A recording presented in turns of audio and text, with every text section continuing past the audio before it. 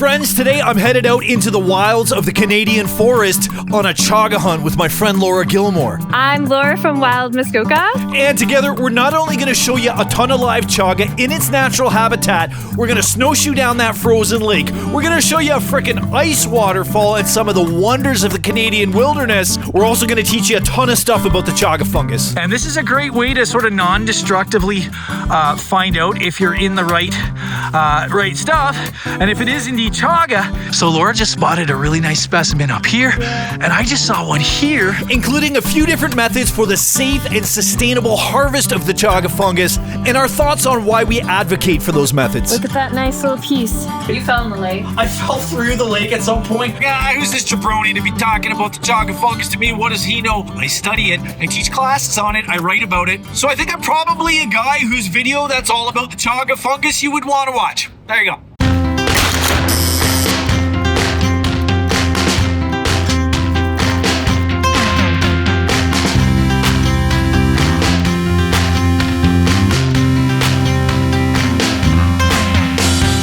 Folks, welcome to this super comprehensive video series I made about the chaga fungus with my friend Laura. And today's video is likely just part one of at least 2 or 3 videos. And I'll tell you why. After the sustainable harvesting portion of this video that you're going to see today, Laura and I sat down for a super in-depth talk about the chaga fungus. And we got so far into the nitty-gritty, I have hours of in-depth information that I want to share with you from that conversation. So snuggle up, buttercup, get comfy, grab yourself a cup of coffee, or better, a cup of chaga tea, and maybe a pencil, and let's jump into part 1. Hi guys, I'm just bombing up the old snowy highway here to visit my friend Laura Gilmour from Wild Muskoka Botanicals. I'm headed up to her neck of the woods to do a little bit of a chaga hunt today for you, and I want to tell you a whole bunch of super fascinating things about this amazing fungus. I want to introduce you to Laura. I'm going to tell you some nerdy science stuff about why it's so good for our health. I want to talk about the safe and sustainable harvesting of this fungus and tell you a little bit about how to go about doing that.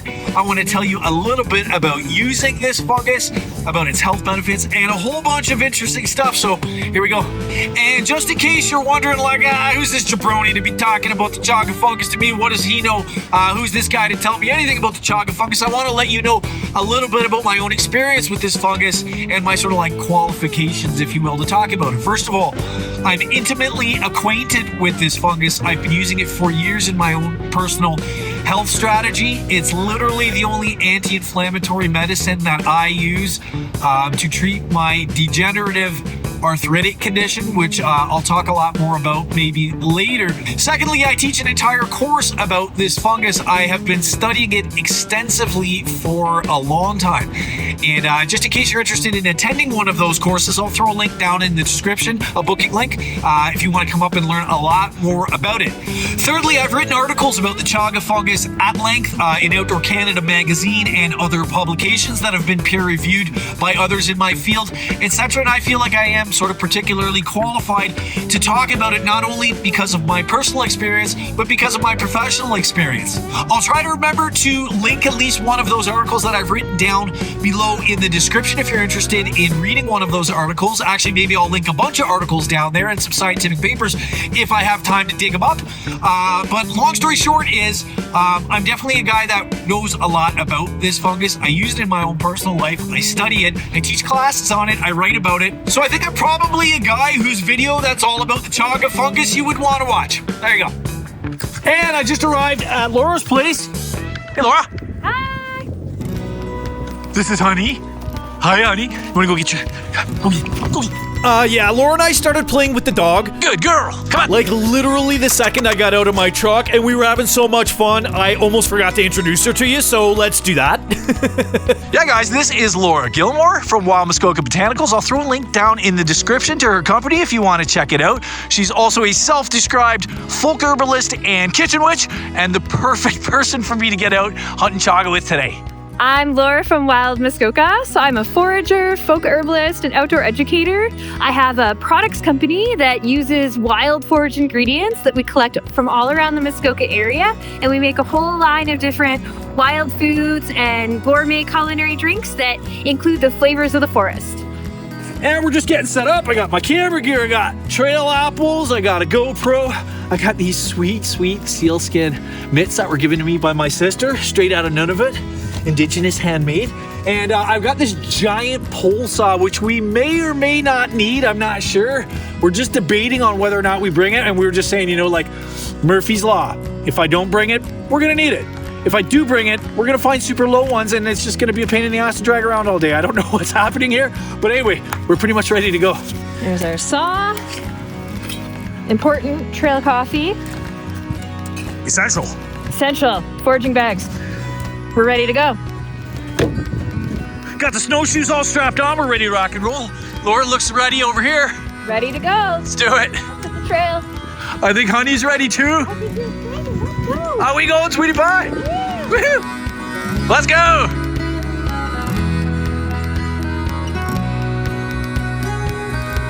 And we're headed right off the beaten path. We're going way up in there. And the chaga hunt is on. Look at little Honey. She's already having the best time of her life.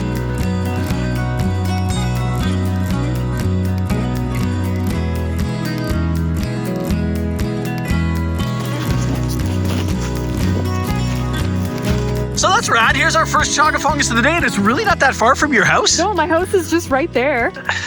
What's been really amazing about this one, so this was where there was a double branched birch tree, and then it broke off.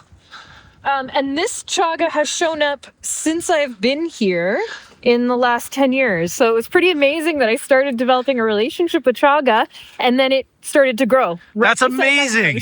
It knew you were teaching courses on medicinal and functional mushrooms. Yeah, and then it's just been growing here the last few years, just as I started teaching mushroom workshops. Amazing. Yeah, and it's like low in it's amazing the number of people that come to the property that have heard of chaga, but have never actually seen it. Right. And so it's so nice, even if we're not harvesting from it, just for people to come and like get a really good up close look at it. Yeah, just can get up close and personal with it and, you know, touch it, feel that charcoal sclerotium and see its natural habitat. And it's interesting to see how kind of quickly, it's not a fast growing mushroom, but how year after year it continues to get bigger. Yeah, it sure does. So I've been studying a specimen on my property that I harvested over 15 years ago. And just know that if harvested correctly and responsibly, this fungus can regenerate itself. See you later. See you later, little buddy. Onwards. Onwards.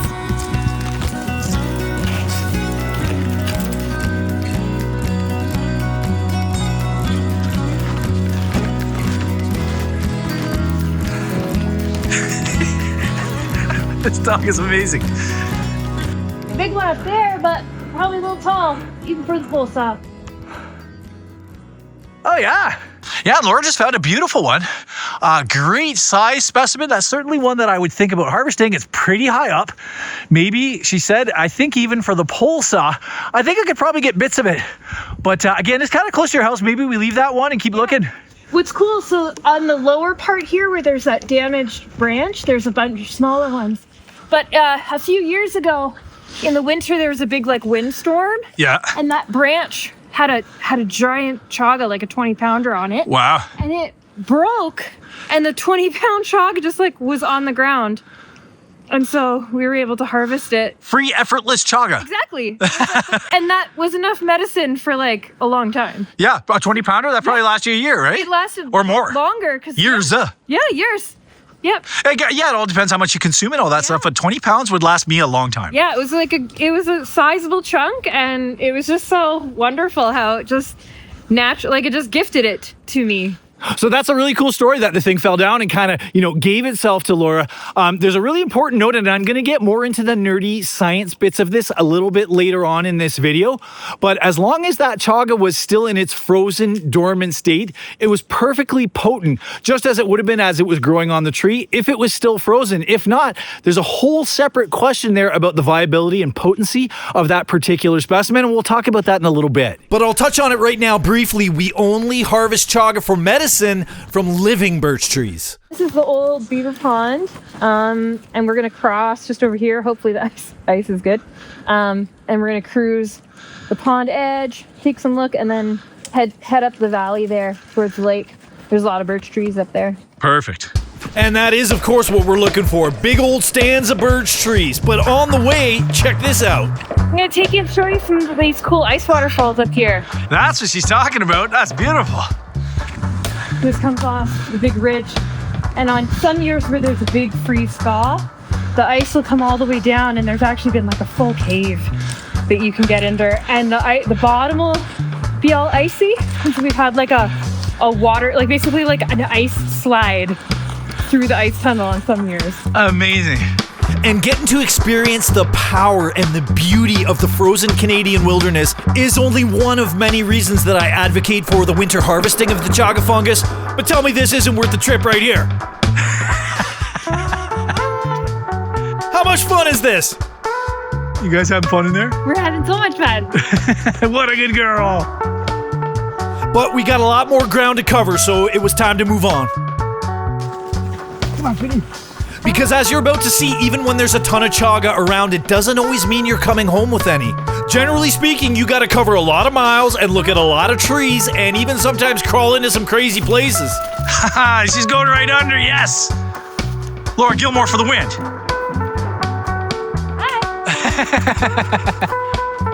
A little under-over action. Right? And the reason we're headed to that big old birch right there is because Laura actually knows there's a piece of chaga on it. We're gonna have a look. Too small. We'll let it grow. And so the hunt continued, and while we're covering the miles and we're looking at the trees and we're finding good specimens, I'd like to outline for you just a couple of the reasons why folks like Laura and I advocate for the winter harvest of the chaga fungus. The first and most obvious being that they're just easier to find when the leaves are off the trees. In fact, I once spoke to an indigenous elder that told me his community only ever harvested chaga in the winter because A, they could find them more easily, and B, because they thought that the medicine was better in the winter. And I put a lot of stock and faith in that kind of wisdom. And additionally, modern scientific analysis of the many, many chemical compounds contained inside the chaga fungus might just be corroborating those claims of better medicine. So we've just been cruising along this lake edge here and spotted from a good distance out one specimen of chaga out there, and I actually see another one right here somewhere. Let's head over there and have a look. That's exciting. Yeah. Oh yeah, that might be it. It looks maybe a little thin, but a nice size in terms of area anyway. Look at that. It's half as tall as Laura.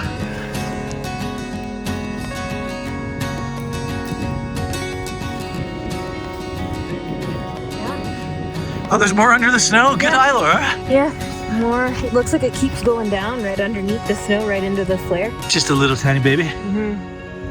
No, it looks like it kind of keeps going. Looks like some of it's buried. Oh yeah, there's more of it. Wow. Yeah. Really low. I don't typically see them that low. Yeah. Wow.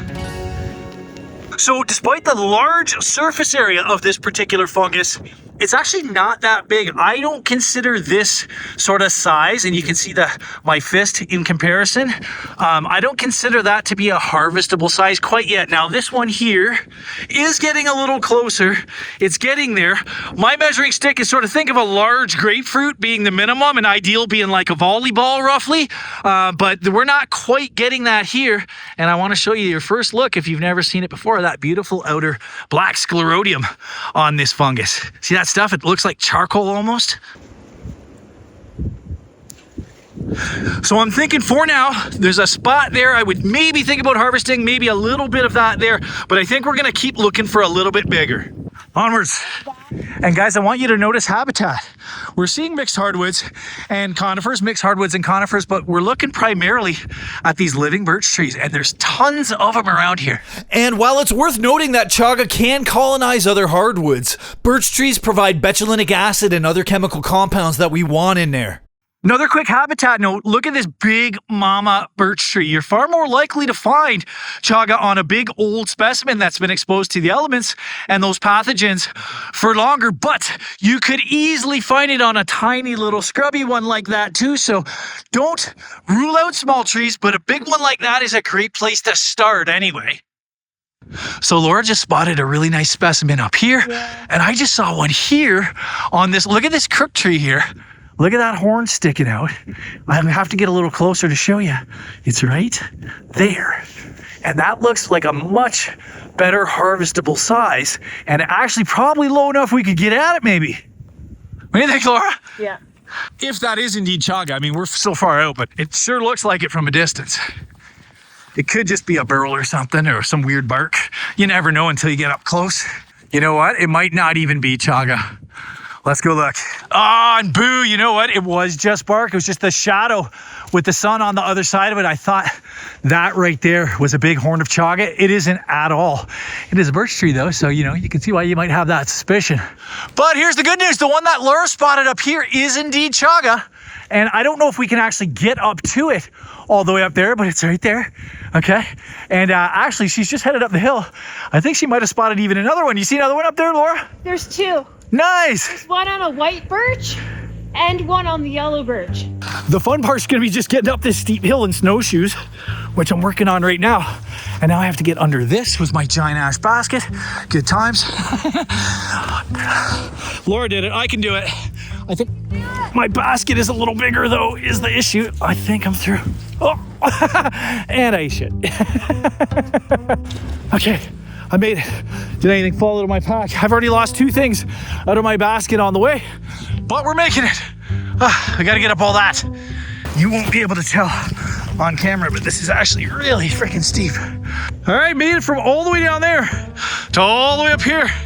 And now we're gonna see if we can actually get this thing. So were we not just talking about Murphy's Law before we left?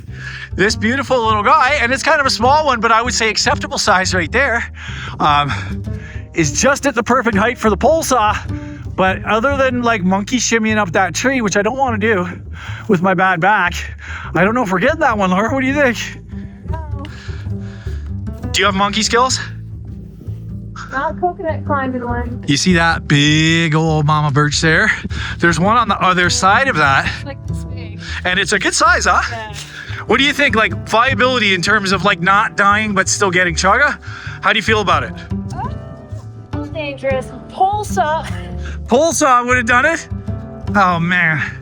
Yeah, I think it's worth cruising up the valley a little bit more, see if we could find something that's a little bit easier within reach. Yeah. Not like chaga there, there's chaga across the valley, chaga right here. So It's a hot spot. we're in, like a good spot in terms of where there's like quite a bit, which is often what I find. Like you'll find an area and it'll be like around. So I think let's take a few more minutes and see if we can find something. 100%, let's move.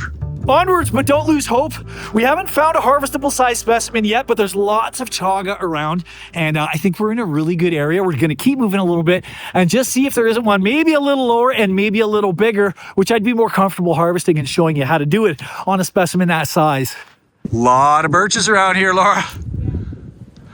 We were just commenting, this big old grandma birch right there in your frame. You see that giant burl on the side of it?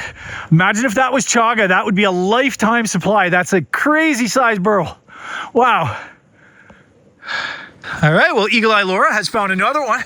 Not a huge one, but pretty, I would call that substantial. There's a good piece there.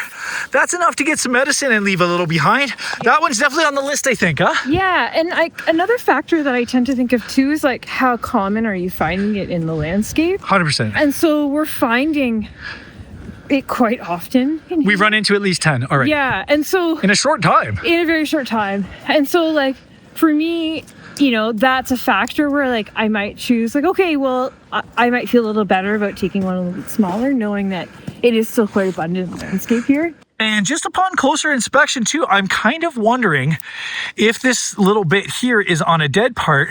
I don't love the color of it. And this is a great way to sort of non-destructively find out if you're in the right stuff. And if it is indeed chaga even, is to take your knife and just make a small little wound in it with your knife and have a look at that color. Now this one to me seems very chalky.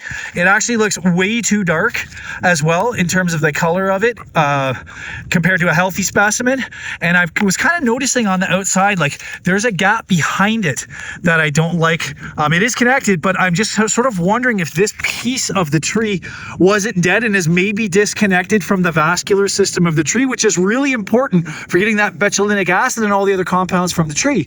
So let me just have a closer look off camera here at that and kind of decide if I'm even bothering with this one. What What are you thinking, Laura? I don't know. I don't love it. Have a look at that color. I know.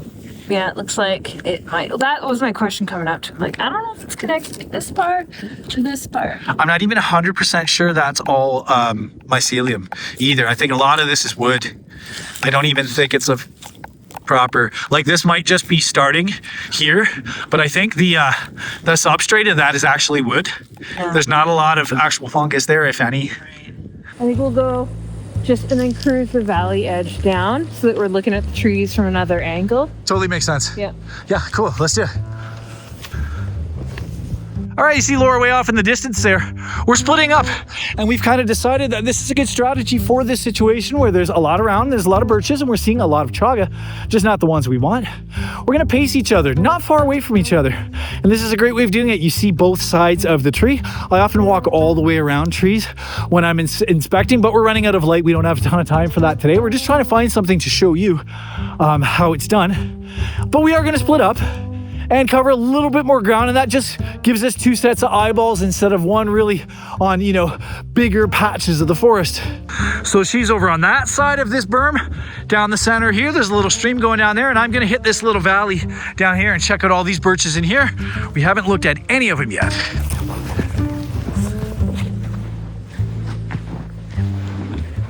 It's nice and calm down here. It's a little bowl out of the wind. I thought I saw deer tracks, but I think that was actually a little doggy I know named Honey that maybe ran through here.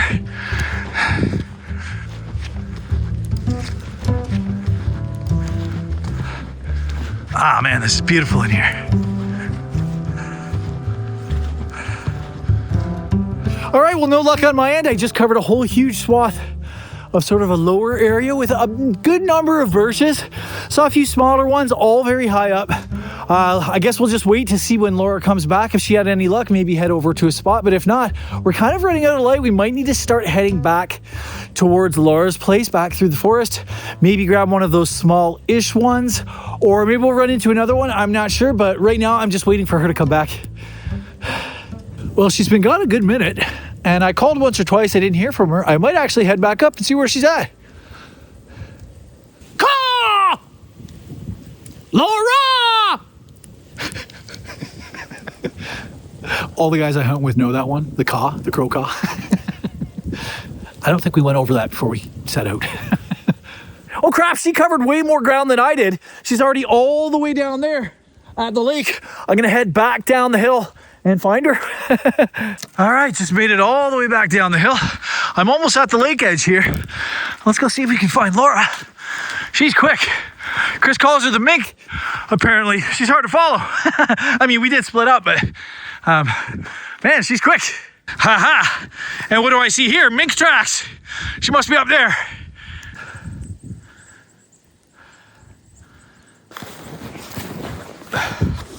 All right, well, there's not a ton of signal in this area, but we managed to get a few texts back and forth, and Laura's way down the other end of the lake. She's on her way back towards the area where I am now. We're gonna meet up. And she's getting skunked over there too, just the way I am here. And this is a really good, realistic look at what chaga hunting is often like, unless you've marked specimens beforehand that you want to harvest and go back to them. And I often do that in the spring when I'm turkey hunting. I'll mark chaga that I see when the leaves are off the trees and they're easy to find. And then I'll go back to those spots in the winter to harvest them. But I don't know this area at all. This is Laura's neck of the woods, and we're just not finding suitable specimens for harvest. And that's another big part of chaga hunting. You spend an afternoon or two looking, and then you sort of mark some good ones, etc. But you're not just heading out into the woods and finding chaga in any kind of automatic way. It's a lot of exercise, it's a lot of fun, but you're not always coming home with chaga. It's much better when you're chaga hunting to take your time, find the right size specimens on the right trees, and take those only, and get a little exercise. Why the hell not? This part, snowshoeing through the bush and grunting it out and looking and getting skunked, is all a huge part of the sustainability aspect of chaga hunting. You're going to get skunked sometimes, but for the health of the fungus in your area. And just in general, you should only be taking appropriately sized specimens. And hey, if you don't find them, they'll just hack off all the small ones and fill a basket. That's the worst way to go about it. Let those things grow. I'm going to give you a whole bunch of stats on commercial chaga harvest and how much of this stuff is being taken out of northern forests around the world every single year. But you have to let them grow. There's way too much pressure on chaga at the moment with its like super popularity. All of a sudden, to just be harvesting all the small ones and filling up baskets, it's a really bad idea. Take the hit, get some exercise, have some fun outdoors, come back another time or go hit another area. It's all part of it. But wait, hold on, there's a little bit of good news. She just sent me a photo, managed to get a texter with a photo of a specimen that might be a good size. So I'm actually headed back to the direction I just came from to try and find her and see if we got one. Oh shit, that was sketchy. I went right through the ice there. Did not expect that. This is a really good safety tip. Ice is often thinner at the edge of the lake than it is out in the middle. Once the winter starts to get cold, ooh, man, good thing I have good boots on. Look at that. Started going through, tried to go around, right through the ice. Whew, good times. Ah man, and now I'm into a whole bunch of slush. No wonder Laura, the smart one, took the bush. Can you hear this? That's not good. At least I'm not going right through the ice now, though. That's something. I should probably get out onto the bush, though, because my shoes are getting really freaking heavy. Oh, it's hard to lift them even. Oh, man, that's a workout. Woo! Hey! Found her! I found Laura. Hi, Laura. Hi. Found some. I saw that pic. It looks like maybe you found a good one, huh? Nice. And it looked low, too. Seemed to be on obtainium today, but you might have cracked the code. All right. It's bark. Let's have a look. Yeah. I think we can deal with that. That looks great. Yeah, decent stuff. And that's actually a decent one right there, too. Old Eagle Eye Laura coming through. Woo! Beautiful. It's incredible. I think I cruised the shoreline. I found 8 other ones that were like bigger. Yeah. They were all up high. And every single one was where a big branch had been ripped off. Often happens in wounds. You know, and it That's the entry point. yeah, and then makes you think about the spore floating around and just being able to catch further up Yeah. as opposed to further down. So They are more common, I would say, higher up, but this level here is great for harvest. I'm so glad you found some. yeah, and where there was a injury obviously to the tree, so Yeah, in case you don't know, we're not going to go too far into the nerdy science stuff today, but these injuries in the tree is where the spore, the pathogen, gets into the wood and starts to colonize the host. All right, high five. This is awesome. Yeah. yeah. So we're going to harvest this. I advocate for the use of a saw in most cases. There are other ways to do it. You don't have to be dogmatic about it, but I feel that harvest of chaga with a saw is the safest both for the forager and for the host tree, and I'm going to demonstrate that for you. I'm going to show you why even on this smaller specimen, with a saw I can be very accurate. I can make sure I don't harm the tree in the process by leaving a third behind. That's really important, or ish. And it's not that you have to leave a whole third. It's not a scientific thing. If you leave 1 inch or 5 inches or a third exactly, the thing is leaving a margin of error to not damage the host tree and also to leave a margin of safety for yourself. So let me show you. All right, so a lot of people too might just try and push that off. You can do that with certain specimens, but I personally, because I teach courses and classes on these subjects, I don't recommend anything I can't recommend to my grandmother. So if you're a big, strong guy and you think you could push that off, that's fine to do. You're not going to harm the tree in doing that. In fact, you're less likely to harm the tree doing that than you are with a saw. But a lot of people can't do that. So I want to show you how to do this properly with a little tiny folding saw. You throw it in your pack. You forget you even have it with you all day until you need it. And it's much, much better for most people, I believe, okay? So I've roughly sort of eyeballed out to leave a little bit behind. I'm saying a third, but it's like, you know, roughly some left of the specimen so that I don't harm the tree. And I'm just going to saw that little guy off. It takes a little bit more effort maybe than other methods. Oh, and I want to be careful. See, the angle just changed on me and I'm going to redress that angle. It takes a little more effort and a little more gumption, but in the end, you are making sure that you're not harming this host tree while you're doing it this favor of removing this pathogen at the same time and actually buying a little time for this tree. We'll talk about that in a bit, but I want to just get this thing off and show you. And not just a few seconds later, I think that's the moment of truth. We're through. Look at that beautiful clean cut. Look at all that left on the host tree. There's actually a little more I could have taken, but I'd rather err on the side of caution and protect this mama birch. You know what I'm saying? Mm-hmm. So now, when you're harvesting in this method, you're gonna bruise the inside, that cork-like interior, okay? And that's okay. If I hadn't used the saw, this would look like a beautiful yellow, almost like a walleye, if you're familiar with that color of yellow. That's what it would be on the inside. It's a little bruised, that's fine. We haven't harmed any of the properties of this fungus, but look at this in my hands. You see all that black stuff? All that sclerotium coming off this fungus? That's all good stuff. Don't throw that away. I've seen all kinds of people online with questions about, what about the icky black part on the outside? Well, guess what? There's three major components to this fungus. There's the mycelium that's back inside the tree. Okay, there's this cork-like interior, and then there's this outer black charcoaly stuff that's called sclerotium. And there are different chemical compounds in each of those parts. So don't let anybody online tell you, oh, throw out that gross black stuff on the outside. For example, if you're suffering from a skin condition, that's all the stuff that you need out of this fungus is right out on the outside. It's contained in that sclerotium, and I'll tell you more about that in a second. But all the parts of this, and especially this cork-like interior and the outer sclerotium, which we're mostly concerned with as foragers, we don't deal much with the mycelium. It's difficult to get at without specialized scientific tools. There's different properties to both parts of this fungus, and we want to use it all. So I was so conservative cutting this guy, I actually left a really big chunk on that side. I'm going to take a little bit more so that we can make a nice tea while we're discussing some of the finer points of the chaga fungus. So give me 1 second. I'm actually going to do another very precise, very careful cut. Again, not harming the tree. And look, there's a little nub right there. I wouldn't mind pulling that off if it wants to go. But I want to get some of this so we have a good little haul and a good little tea. Give me 1 second. Okay, I'm just getting her started. I'm going to be very careful. Again, paying particular attention to where the edge of this beautiful birch tree is that I don't want to harm. Okay, let's make sure. Yeah, the other end. See, I'm being very conservative. We're losing some on the other side, and that's okay. Don't get every last little scrap of chaga. It's not worth it. Okay, that's not what we're here for. I'm gonna be very careful at the end, and I think we got ourselves another nice little haul. Uh-oh. So now check this out. There's a little bit more chaga up there and a harvestable size piece. Laura advocates for a slightly different technique, and I wanted to show you that one because it's a really good one too. Yeah, I actually have never really harvested with a saw before. I tend to harvest just with a knife, and I'll bring like a mallet with me, or sometimes it's just like a rock or a really heavy stick that I find in the bush, but I had this with me today. So when you're going to harvest with this method, it's using a knife, and you want to use a knife that has what's called a full tang. So not a folding knife. You need a knife where the piece of steel of the blade goes all the way in. And this is my favorite bushcraft knife. This is the Dragonfly by my buddy Caleb Musgrave, Canadian bushcraft there. But a good full tang knife means that you could do a method called batoning. So I'm going to go up to this little piece here. And then it just allows me to get pretty good little precision.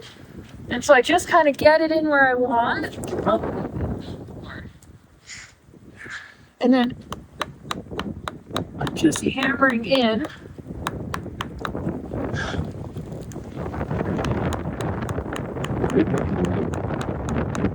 So it's got it pried up.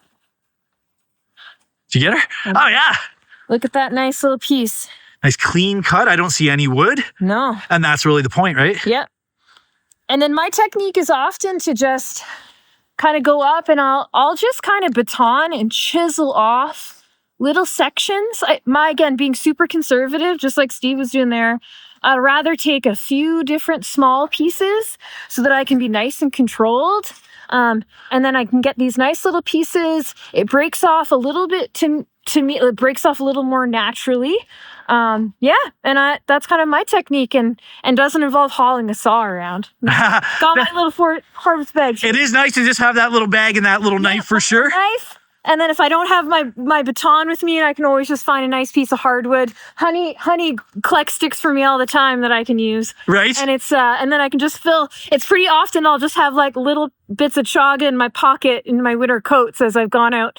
And then I just kind of chip away throughout the winter on hikes and just get little bits here and there. In defense of the saw, and we're going to have this conversation, I want to tell you that I normally have a folding saw that just literally fits right in my backpack or into my ash basket or in my pocket sometimes, and I mostly forget it's even in there until I need it. Now, the saw that I brought today is not that. I actually left that saw in my ice fishing sled at Halibut Forest. A lot of times I'm hacking through trails to get the fishermen out to lakes and stuff like that, so I didn't have that particular nice little saw. And there's also really tiny, nice little hand saws, Finnish style hand saws, and they go a really long way too. So both valid methods. I don't think carrying a saw, though, for me anyway, is a big deal or any kind of hardship at all. That's all I'm saying. Oh, totally. I have lots of little folding saws that are great. But you prefer, like 100% of the time you're using that knife? Most, yeah. Or most of the time. Let's say most of the time you prefer that knife. Yeah, or I'll, again, do the method that you were talking about where I just like to go up to the chaga and I just kind of will do the wiggle method. Okay. Just really just kind of see what pieces are going to willing to drop for me that day. See, what I find, the only problem with that particular little wiggle method is that you're getting all sclerotium when you do that, and you're missing, a lot of times you don't get that good corky interior, and there's stuff missing, chemically speaking, from that. So it's not that it's bad. There's a lot of good stuff in that sclerotium up there, but that's the only problem with that, unless you get a weird like little horn thing or something. That's what I'm looking for. It's like the horns. A lot of times you get them, and then that's an awesome way to do it. It's just like if pull you it off. The horn and it's like a ball, and then it'll break off, and you will get the good center on that one. It's Absolutely. not just sclerotium for sure. For sure. Yeah, I agree. If you're just getting like small bits like this, little nubs. Yeah, but not worth it. Sometimes it'll be like an actual, like I like that term. I'd never heard that, like a horn. That's 100% what they're like. Yeah. And they're quite dense and quite. I don't know if that's like a thing people say or whether just I say that. I've been saying it for years, but cool. let's use it. Let's use it. Yeah. And this guy here, what do you think? Maybe leave that guy? Yeah. You can leave that. And yeah, and like I was saying to you just a minute ago when Laura and I were like estranged and we couldn't find each other there for a minute, this is a big part of chaga hunting, is finding appropriate specimens and sometimes getting skunked. Getting skunked chaga hunting should be worn like a badge of honor. It means you're doing it correctly. It means you're only taking appropriate size specimens. And you know what? It's still a great day outside, enjoying yourself, getting exercise, breathing fresh air, and maybe hanging out with an awesome friend like Laura. We don't have to have chaga. It's just nice to get chaga. All right, we did it. High five. All right. Feeling good about that now. We got to head back. I dropped a bunch of stuff out of my basket that we're going to try and find on the way back. And it's getting dark. I don't know if You can see out on the lake, we're losing light. it always looks a lot brighter on camera than it really is. And it's really starting to blow. There's a snowstorm coming in. We got to make it back to Laura's house and find some of my stuff on the way. So time to move.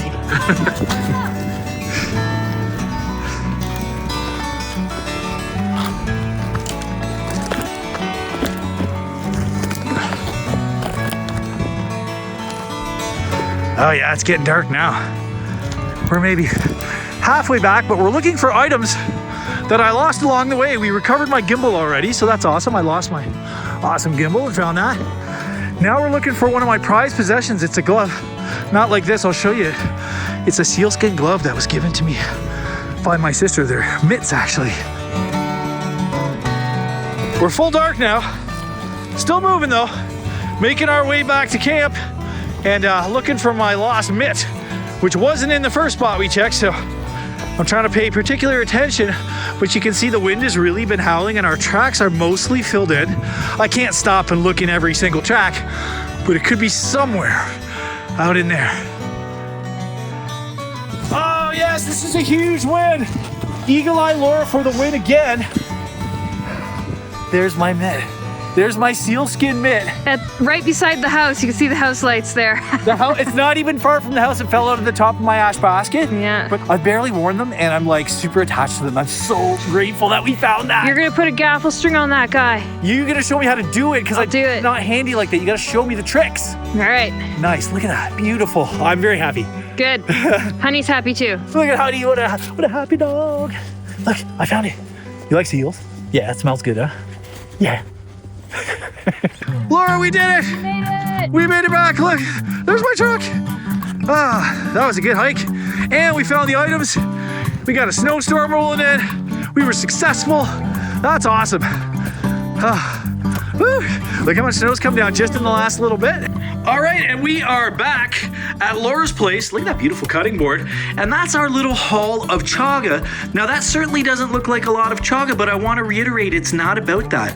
It's about getting the medicine in the quantity you need and doing it properly. And that's all we're going to need, and then some for the next little bit. Wouldn't you agree? I agree. Little goes a long way with chaga. And Laura spitting true facts right there. Chaga is a powerful medicine best used in relatively low doses in most cases. We'll discuss all that in part 2. So we had actually planned to do a whole nice sit down and make some chaga tea and hang out, but we're both so freaking tired after that giant whack. Like, we were in thick snow, up and down crazy hills. Like, you're tired too, right? You fell in the lake. I fell through the lake at some point. I had so much slush on my freaking snowshoes at some point. I had 20 pounds of just ice on my snowshoes, Chris's snowshoes, actually. So we're gonna do that little sit down and talk at a later time soon, okay? But for now, like, it's not just me. I'm not just like a crusty old dude that's tired. Like, you're actually tired, right? Yeah, sure. Too.